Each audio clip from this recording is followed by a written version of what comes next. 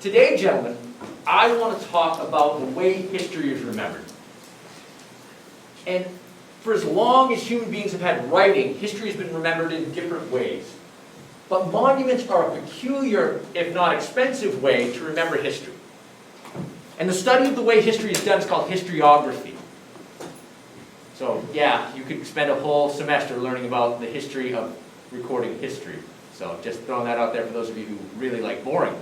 Anyway, I want to talk about monuments because I think monuments are incredible insights into the people who create them. They are massive expenses as far as money and time. So if you're going to do this, why are you going to do it? And what will you do it about? It shows the values of the people who build them. But it also falls into the old historical trope that the winners write the history books. And you get to pick what the monuments are.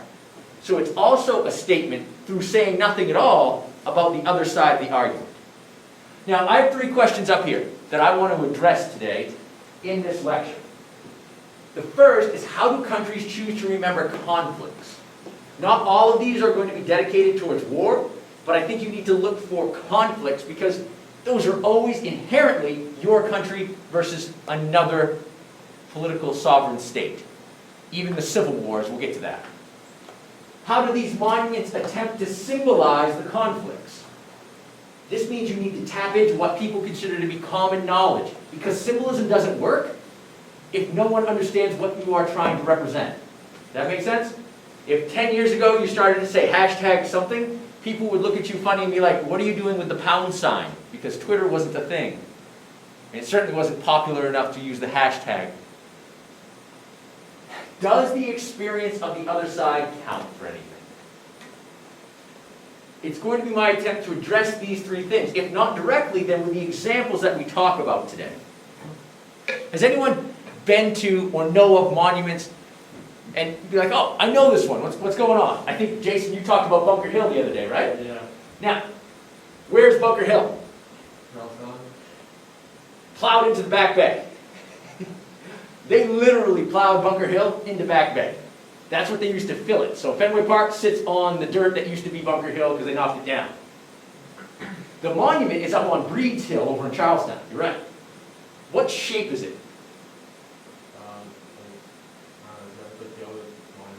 You go straight up and then cuts in. Okay, so it's a really tall, pointy tower. Yeah. Yep, the point at the top. And it commemorates the Battle of Bunker Hill. Revolutionary War, Siege of Boston. The British cross the Charles River. They're going to hit Charleston. They're headed up the slopes, and the Americans hold out longer than anyone expected them to, right? So in some ways, it's the beginning of the revolution. That's what it symbolizes. The shape of that pointy tower is called an obelisk, and it's going to be important in a minute. Jason, what's it made out of? Brick. Stone, right? Yeah, probably marble in some way, shape, or form, right? Or granite. You do that for practical purposes because it makes it long-lasting, because it's stone, but you're also doing it symbolically, and we'll get to that in a minute. So, let's transition into our first monument then.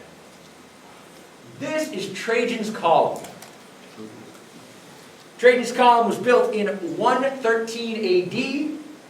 It's at the end of the Forum in Rome. And it's Trajan's Forum, so if you haven't picked it up yet, Trajan built some stuff. He is a Roman general turned emperor, wins the Dacian Wars, puts this bad boy up at the end. Now, it's not in its original form because it's been 2,000 years since it was built, right? It's not completely original. The stone, however, is completely original. It's constructed of 20 individual circular stone pedestals stacked on top of each other, hollow in the middle. Each of those stones weighs 40 tons. It is 120 feet tall, it's 11 feet in diameter, and originally, at the top of this bad boy, there was an eagle. Now, who knows their Roman history a little bit? Anybody got some Roman history in there? Played enough Roman Total War video games in your life? Assassin's Creed Odyssey, maybe, just on the backside? No, okay, so the symbol of the legion, which is the army of Rome, is an eagle. So if you put an eagle on the top of this big column, what is it celebrating? The army, a military victory, a Roman military victory. Good. So that's what the eagle would be. Up there right now is a guy named St. Paul, who you might know from, Catholic school, or divinity, or what else have you got? Theology class. He's up there now because when the Christians took over Rome, quite frankly, they put their stuff everywhere. They took the celebration of Bacchus, and they completely wiped it off the map and put this thing here called Christmas. It's crazy. Now, this is a door. That gives you some sense of size and scale. And you can stand, I think it's closed now, but this is a balcony to be stood upon up here. Do you see the lines that go diagonally around this thing? It is a continuous sculpture that tells the story of the military campaign. In 113 AD, before you have television, internet, whatever, mass media, this is mass media. You build a column with carvings on it to tell the story of the campaign that celebrates you, Trajan, the great conqueror of the Dacian Wars. This is your publicity stunt. This is done on his road to being emperor. So this shows his greatness as he's making a push for that job. Now, Trajan wins. Do you think this reflects the point of view of the Dacians? No, of course not. Do you think it's really favorable to Trajan? Oh yeah, man, this is like PR 101. What's it made out of? What kind? What do you think? Take a guess. Limestone. Limestone's not a bad one. That is very popular in ancient Egypt. Granite. Granite, not as much in Italy as you'd like. So that's part of it too. Marble. Marble, yeah? Marble, you got it. This is white marble. I'm sorry, I didn't hear you. It's hard with masks, fellas. White marble, exactly. Now why the color white symbolically? What's it usually stand for? Okay, one more time. Peace. Peace? Maybe, right? So doves. Surrender.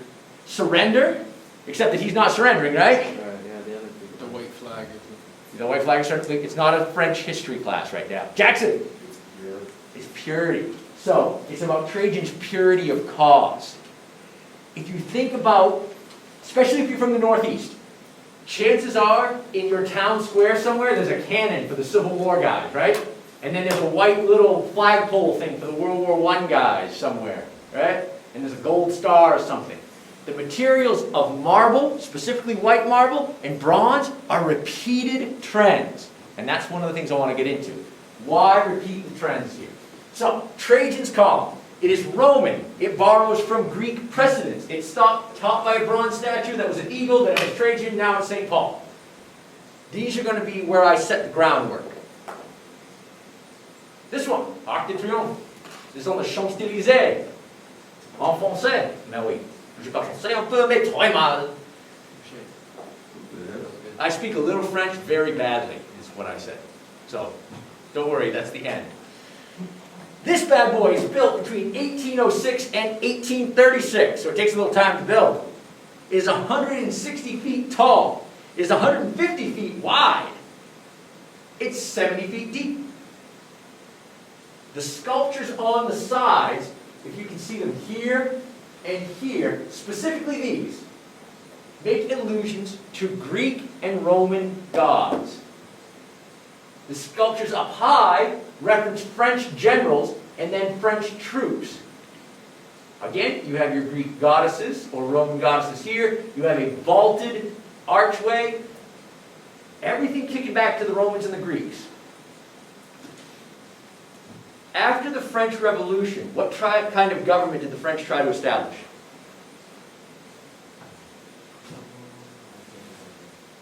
Wasn't it like, I can't think of the name, but like people just rule and there's no ruler. So they tried democracy for a while, right? And then it turns into a republic. They call it the Republic, right? And you get Robespierre and the Committee of Public Safety. Yeah. And then eventually it falls apart and that Napoleon guy takes over and is like, I'm so much better at this than you are. Yes? Yeah. Okay, good. When Napoleon is gone, France goes back to trying to be a republic again. So this is a Republican government. This is big R, like you vote for representatives, not like the Republican Party. That's different. Building a monument to its military victories. Celebrating the troops of France. So if you are a Republican-style government, you look back in history about building a monument, what kind of places are you going to look to? Rome, because of the Roman Republic. And what's your other option if you're looking for democracy or... Greece. Yeah, there it is, Greece. Does everyone dig that? The historical governments of Greece and Rome were republics and democracies that then fell apart into tyrannies later, or dictatorships. But when democracies in a modern sense try to build monuments, they harken back to those two models. So, make sure, okay. Right here. You see this little goddess right here? She's got wings. She's an embodiment of victory. Does anyone know what the Roman goddess of victory's name was? You're going to kick yourself at the end when you realize you did know the whole time. What? Is it Nike? Yeah. Now the Greeks would have called, the Romans would have called her Nike. But Nike. So you're wearing victory on your feet, fellas. Who knew? So yeah, this is the goddess of victory. If you didn't know, you'd be like, why is the naked lady with wings chilling there with a flute? It's the assumption that you would know a little bit about the Roman art styles and the Roman gods and goddesses. So, white marble, military victories, celebration of the troops, use of Greek or Roman themes to convey messages. Everybody's on board now? All right. Let's shift gears and cross the Atlantic. Stop. All right. Sorry. Timer. I'm going to jump it 2 seconds early. Mostly because I hate that noise. Okay. Where are we at? Washington. We're in D.C. What's coming up next? You got it. What have I done so far? Yeah, Hayden. You've set a foundation for where a lot of monuments come from. Okay. So I set up a comparison for you, haven't I? You're right. I set the background of, here's Trajan's column, here's Arc de Triomphe. They are both interpreting these previous themes using these materials. Now we need to do a comparison with the way the United States does historical monumenture. You got it. What things do you expect to hear more about coming up? War. War. So, monuments about war. What else? The United States, sure. What are you going to look for that links the whole thing together? If they won? What else? Yeah, Matt. Like what kind of message or like symbolism the monuments portray? How do the monuments create that symbolism? And I think you've seen that they're trying to do it through Greek and Roman mythology, right? In architectural styles and building materials. So that's what holds together the monuments from front to back, is their symbolism. So when you see these, what we're looking for is their symbolic value. Because you're going to know the names of almost all of these. What we need to talk about is how their symbolic value creates a history or a tradition in the United States. Because I want to break it at the end. Okay? Questions before we continue? Rock and roll then. So, on the left-hand side here, gentlemen, you have the plans for the Washington Monument. On the right-hand side, you have the Washington Monument. Slightly different, eh? Way different. Way different, right? What's this look like down here if you just lop that thing off the top? Like a Colosseum. Like a Colosseum, like a Roman gladiatorial event, like a temple. Yeah? Yeah. Right? It's a little like the Pantheon in Greece, in Athens. So, we've got that temple look here. These are columns, and the things that sit on top of columns are called capitals. Keep that in mind, because it's going to be important in a minute. So this was the plan. Everyone knows the story of Washington in some way, shape, or form. Maybe even Matt, who's not even from this country. Right? Yeah. So, when Washington dies, a group of private citizens start collecting money to build a monument to George Washington. And they start collecting things. They settle on this plan right here. And they buy land in Washington, D.C. to start building it. And so they begin. And their whole symbolic ideal is we're going to get stone from every state to symbolize the unifying power of Washington in American history. That's pretty cool, right? That works out all right. We're getting all the states to kick in, but it's not the U.S. government or the states that are paying for it. It's private citizens collecting money. And so they start building this bad boy in 1848, and they don't finish until 1884. What big event happened between those things that interrupts it? Civil War. In which some of these states are like, yeah, man, we ain't sending you any money or stones. We're kind of angry right now, right? Yeah. Whole southern half of the country bailed. So, this is the Washington Monument as it's constructed today. The monument's over 300 feet tall. What shape is it? An obelisk. It's an obelisk from our previous discussion, just like Bunker Hill. It is an obelisk. Obelisks are used in both ancient Rome and Greece, but they originate in ancient Egypt. In ancient Egypt, when you put up an obelisk, you're marking boundary lines of holy sites. They are meant to represent connections with the divine, with gods. And they originate as representations of the rays of the sun. So if you see them in Egyptian art, they're often used to depict connections with the god Ra. We remember a little bit of that 6th grade Egyptian history that you guys all got slathered with, right? Oh, the ancient world. So, the sun god Ra. So the obelisk connects to the divine, connects to the gods, as a sunbeam. So if you pick this, what are you trying to say about Washington? He's like a god. He's like a god. Godly. He's godly. If I use the term secular, you all dig that I mean non-religious, right? So Washington is supposed to be a secular god. He is the creator of the country. So you use an obelisk, which shows connections to divinity and the gods, to represent him. Does it say Washington anywhere on that thing? Does it tell his life story? Does it list his accomplishments? Does it tell about his term as president? No, it's a big pointy thing with an elevator and a tower and like some windows at the top, right? Because everyone is supposed to already know the story of Washington. He's so famous we don't need to tell his story. That we need to make sure that people understand that he is the secular god of the country. Now, here's another little thing that you can impress your friends with if you ever visit DC. You see that right in here the color changes between the bottom and the top of the stone? Yeah. Oh, yeah, a little bit.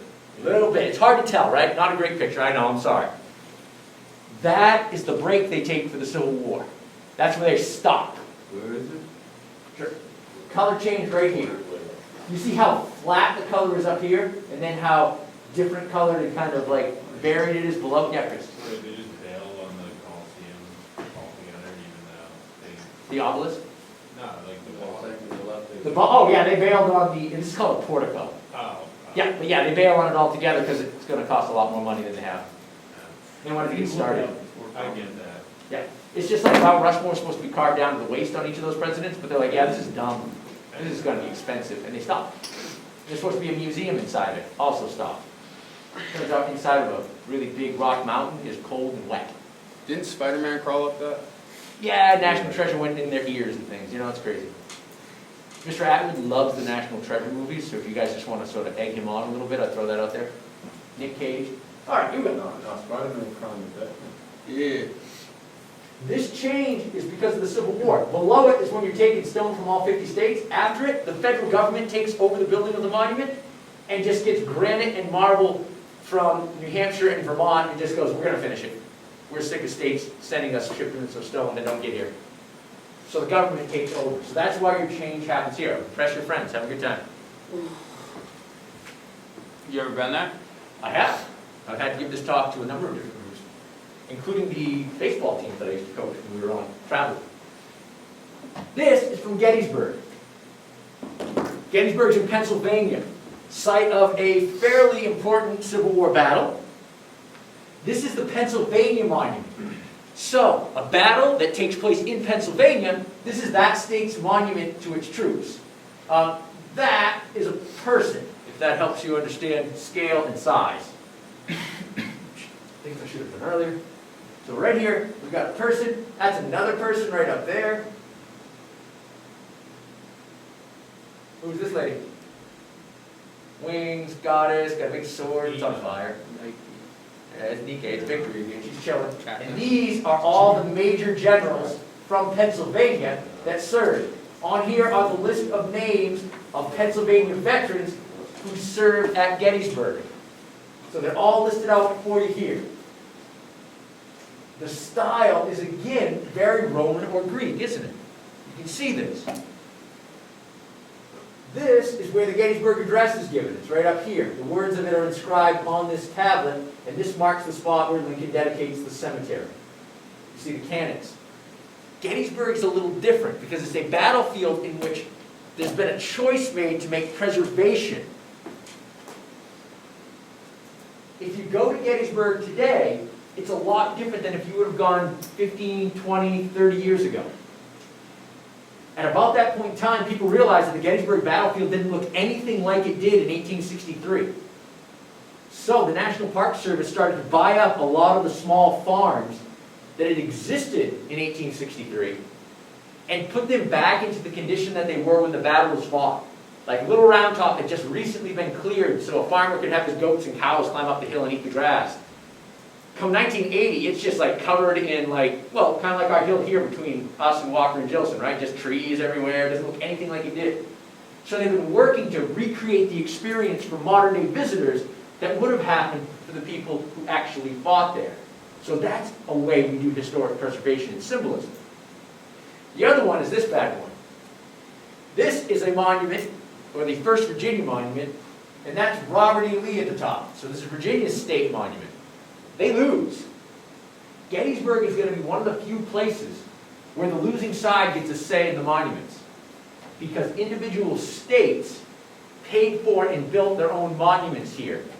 It started out as a very small local custom that grew into a massive competition for the 1880s and 1890s.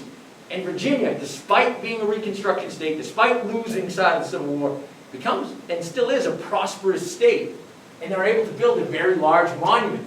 Across the bottom, and this will also tell you something about victors' and losers' messages, are the 7 different representations of the people of Virginia. It's like the mechanic, the merchant, the farmer, the blacksmith, the soldier, the sailor, and the one I never remember. But anyway, notice who's not involved.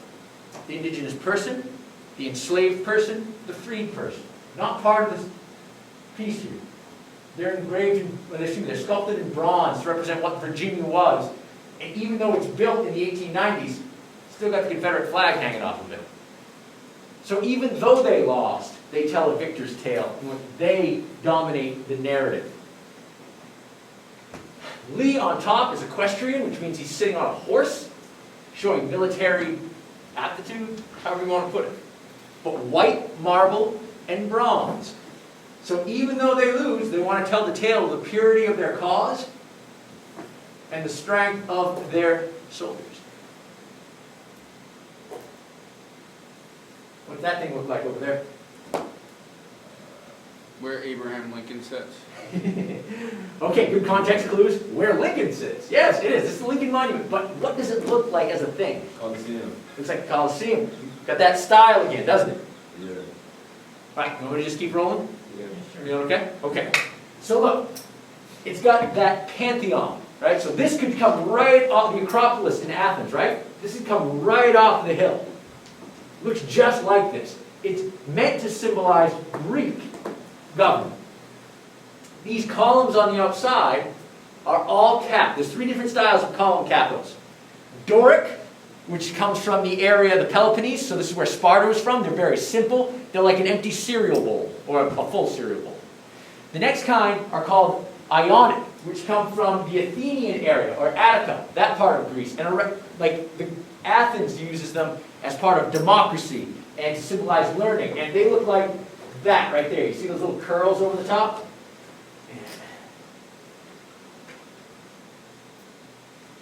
They look kind of like that as a capital, almost like ram's heads.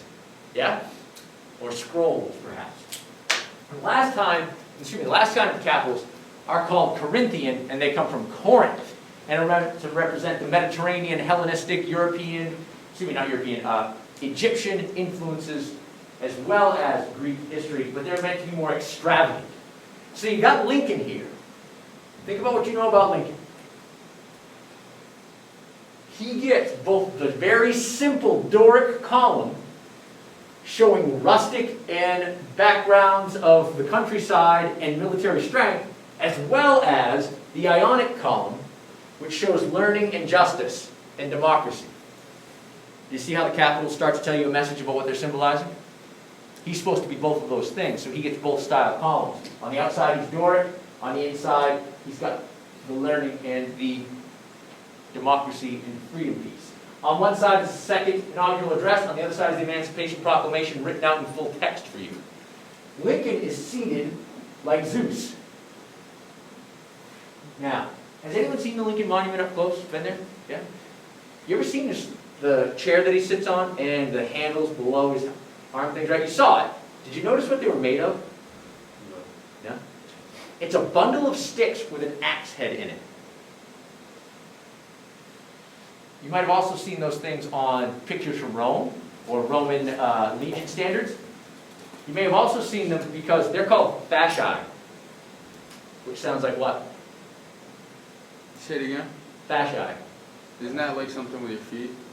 So you think of fascia, right? Yeah. Which are all kinds of little strains of tendon that work together to keep something in place, right?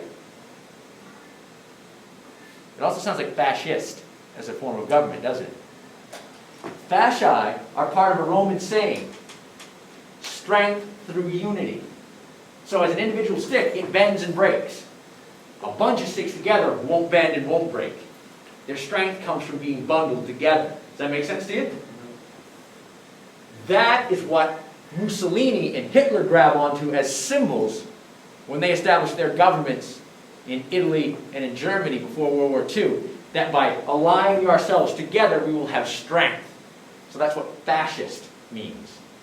It doesn't give you a whole lot of leeway when the bundle of sticks is going this way and you're like, wow, this is really wrong. You're stuck with them. That's kind of the conveyed message. So why is it here in an American monument? By the way, built before World War II also. Who's that guy again? Okay. What side of the Civil War? Good side. Careful with good and bad. North, also called the Union, which means, Together. and what were they fighting for? Peace. No, but good bit, I like it. South with us. Quality. Keep the South together. Oh no. Fellas, a lot of lies your history teachers told you. Not about freeing the slaves, it's not about equality, it's about keeping the South from bailing. It's about unity, it's about strength through togetherness. So it's a very appropriate symbol here for Lincoln. How about this one? You ever seen this one before? Yeah. Yeah. So let me tell you a little story. The Lakota Sioux are a group of indigenous people who are one of with the Apaches, probably the most difficult group of Native Americans for the U.S. Army and U.S. Cavalry to deal with in the post-Civil War era, and before that as well.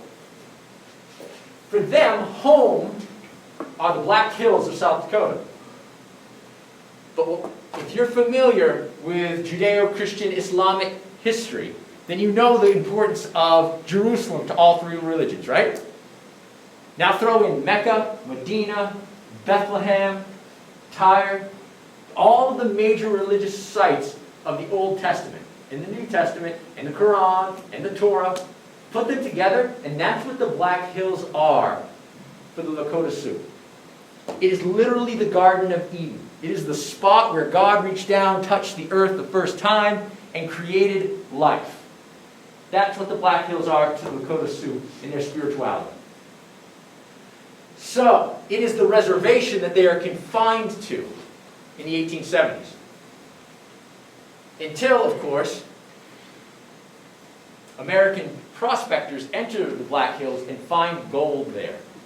Small amounts of it. And the news of it does not spread quickly, but it spreads fast enough for a U.S. Army general of cavalry named George Armstrong Custer to find out. And without any permission from headquarters, without the approval of the United States government, he leads his 7th Cavalry into the Black Hills to fight against the Sioux. Now, he makes a number of tactical errors, and he and his group gets wiped out. You probably have heard of that, right? Wounded Knee? Yeah? Here's the deal though. Calling it a massacre is wrong, because a massacre suggests that you have attacked and just destroyed a group of civilians or an They go in there and they get destroyed by another military force who fights with better tactics and better weapons than they do.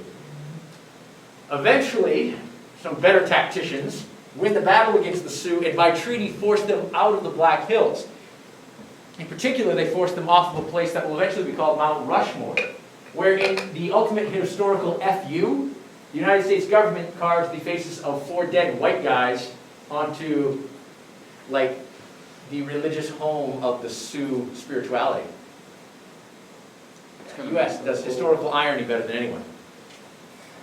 So, the Sioux decide that they're going to build a monument to their own culture and heritage. And starting in 1948, they begin to build the Crazy Horse Monument, which is what you see here. Now, unless you look close, you probably didn't notice that there's a face right here. This has been in construction since 1948. But here's the problem, and I'm actually going to get another picture of this for you guys. Crazy Monument design. They're trying to build it on their own. Come the 1980s, 1990s, the U.S. government offers to take over and fund the building of the monument. So this is the design here at the bottom. This is what's going on right now. The Lakota Sioux flatly refuse because they say that what you're doing is offering blood money for our ancestors who you murdered. So they will continue to do this through private funding. So again, think about the messaging involved there. Yeah, Chris? It's actually kind of a sad story. Like, the guy started building it and he died, and that's all he got to, and no one started to finish it. They're still working on raising the funds, but they don't want to continue before they decide that they have enough to finish. Yeah, Yeah, and the government, and they keep refusing government funding for it. yeah. I mean, it just sucks that he never got to see it built. Sure. A lot of us have legacies that we never see finished, right? But we can see what they're going for here, right? This would be Crazy Horse, who is a symbol of Lakota Sioux rebellion, of their strength. You have the horse, which is so important to Plains indigenous people. By establishing the pointing forward, move forward, the symbolism conveys it falls within an American trend, even if it's not being done in the traditional American way. Back to the monuments. Should really sub those pictures out. This one is in Pearl Harbor and is the USS Arizona. This is the ship, or the symbol. See the ship underwater here? Gun turret 1, 2, and 3 is sort of rotted away. You see the oil slick? Still leaks a quart of oil a day. There's like 70,000 gallons of furnace oil in this bad boy when it went down. The ships that could be revived after the Pearl Harbor attack they're reconstructed, they're floated, and then they fight again. Here, the Arizona was unsalvageable. And so it eventually becomes a monument. In 1962, this structure is built with this landing. You have to get there by boat. So you get it, it's a naval piece. So why would you celebrate a loss rather than a victory at Pearl Harbor? Yeah, It's the entrance into the war. It's the entrance into the Kicked war. it off. It's what kicks it off. It marks a beginning. It's the Bunker Hill style, right? It marks a beginning. Color? White. Innocence as well as purity here. This is glass bottomed as well, so you can look down. The names of the 1,800 soldiers who die on the Arizona are on the walls. The flag stays at half-mast permanently here. The bodies of many of these sailors are left in the Arizona itself, rather than disturb them. It's also designed in the style of a bridge. See it wider at the ends, thinner in the middle like a suspension bridge does? Because this ship is the bridge from America's pre-war foreign policy in place in the world to its place as a superpower at the end of the war. So it marks a transition. It is a bridge between those two concepts in its symbols. These have been chronological if you haven't picked that up yet, right? You see their building dates, chronological so far? This is the Vietnam War Monument, and it represents probably the starkest break from American monument tradition in the national building of monuments. It's placed on the mall, right? So, that's the Washington Monument, which we talked about. That's the east end of that long strip of green right in the middle of DC, just south of the White House. So it's over there. And then over here, pointing the other direction, is the Lincoln Monument. The shape of the Vietnam Monument forms a V that points to Washington one way and Lincoln the other, making connections to these two great American presidents and their symbolic messages. It's dug into rather than rises above the ground. Anybody been to the Vietnam Monument? Yeah. What's it like in the bottom? What's that? I didn't see it. You didn't see it. Isn't there a bunch of people, like big sized people? You're thinking of Korea. Like all the flowers at the bottom? There's a lot of flowers. People leave offerings at the wall. People leave a lot of things. DC is a very loud, noisy, big city, right? But because you're below ground level as it goes down in, as you hit the bottom of it, it gets real quiet because the sound waves from the city travel over the top of you. So it creates a place of quiet in a very busy city.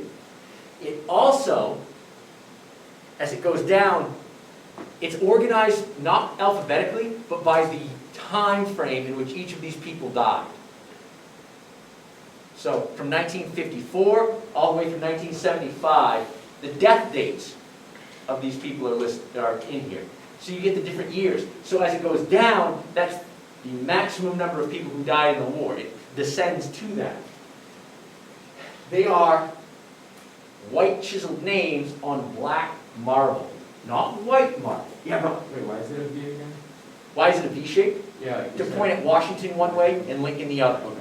And it's dug into the ground to show you the depths and the number of deaths. This isn't a celebration of a victory. This isn't the celebration of a start of something. This is a remembrance of death and people who sacrificed. Not to make them grand, but to send another message. It's black marble. What's that mean when you're staring into polished black marble? See yourself. You see yourself, but you see their names.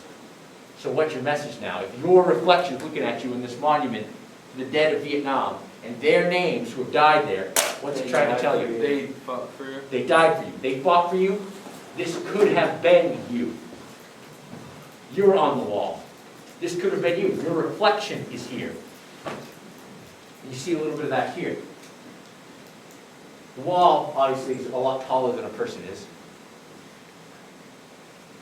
It's a break, right? It's not what most veterans were expecting when the Vietnam Monument gets unveiled. It's a break, and it gets a lot of backlash. People push back against it because of what it is. And the controversies around its construction, you can see in the monuments that are built after it.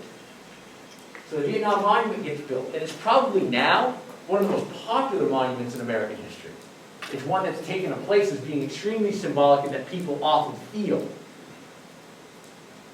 But the pushback against it is it's not white marble, it's not bronze statues, it doesn't celebrate our victory or our remembrances.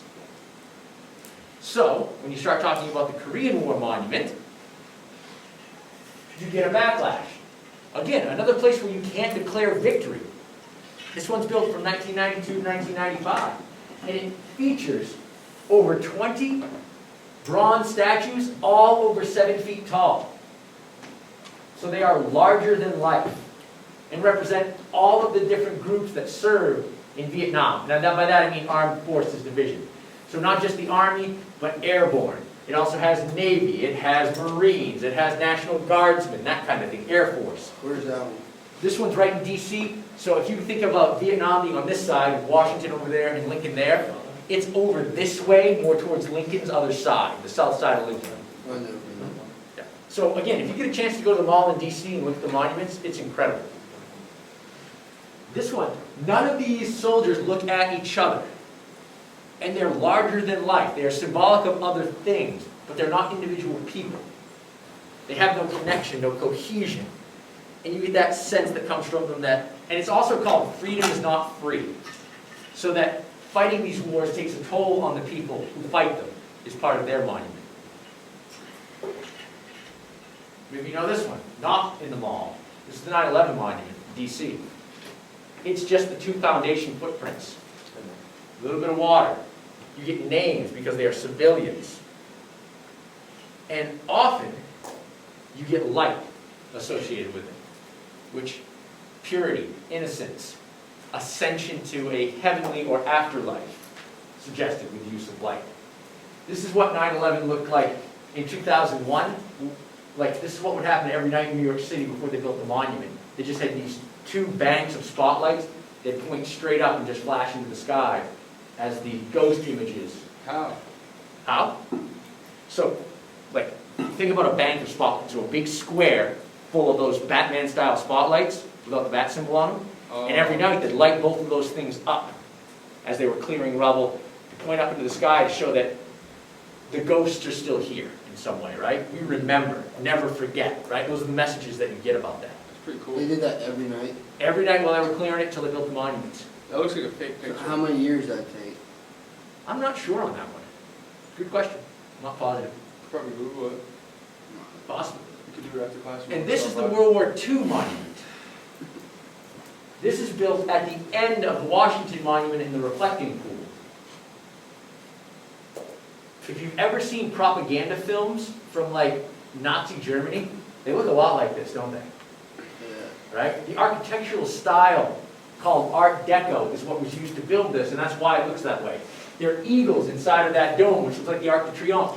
Each of these wreaths goes on a state or U.S. territory. And their name is on that to represent their sacrifices. There are no individual people's names on this, but instead, the mark of stars. Here we mark the price of freedom. Each star is 100 Americans killed in battle in World War II. Each star. So there's no name. So think about this. If you think of Vietnam as the ultimate personal experience, these people on this date in this conflict, the World War II monument is one star for every 100 of us that died because of a group sacrifice.